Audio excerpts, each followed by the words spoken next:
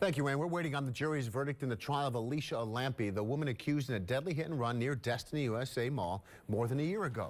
Alampi's accused of driving drunk when she allegedly hit Robert Bavard in December of 2013. She's facing charges including vehicular manslaughter and leaving the scene of a crash. If convicted, she could face up to 7 years in prison. Now, today, jury selection got fully underway after first starting last week. Let's back up a step. Last week, on Monday, jury selection began. That's when we started to learn about what happened that night. Testimony began with several witnesses revealing that Alampi had gone to several bars in the mall before leaving that night. Later in the week, witnesses who were investigating the crash actually found out more about what went on. They described the bloody scene. They detailed how Bavard was dragged by the car at one point more than 100 feet. Forensic investigators also revealed that Bavard was likely standing in the middle of the road when he was hit.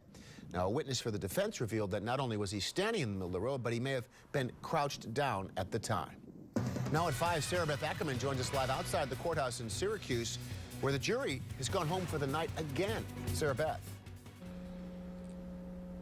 Right, the jury spent all day discussing and deliberating the fate of Alicia Alampi, but we still don't have a verdict. Now, today marks the second day of deliberation in the fatal DWI hit-and-run trial between the people and Alicia Alampi. Last week, the jury heard from more than 20 witnesses, including detectives and officers who were working on the night of the crash, as well as the medical examiner who conducted Robert Bavard's autopsy.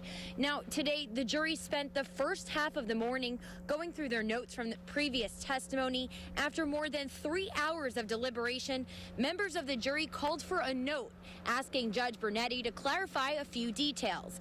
They wanted to hear Deputy Redshaw's testimony again. He was the deputy who is friends with off-duty Sheriff Dan Myers. He was the one who was with Alampi that night.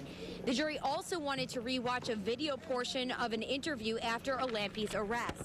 And lastly, they wanted to clarify on Alampi's charges. Now, Alampi is being charged with vehicular manslaughter in the second degree, drunk driving, and also leaving a scene of a fatal accident. Now, like we mentioned earlier, jury did not make a verdict today, so we'll be back here first thing in the morning to find out if we hear what Alampi's fate is. For now, reporting live outside the courthouse, I'm Sarah Beth Ackerman.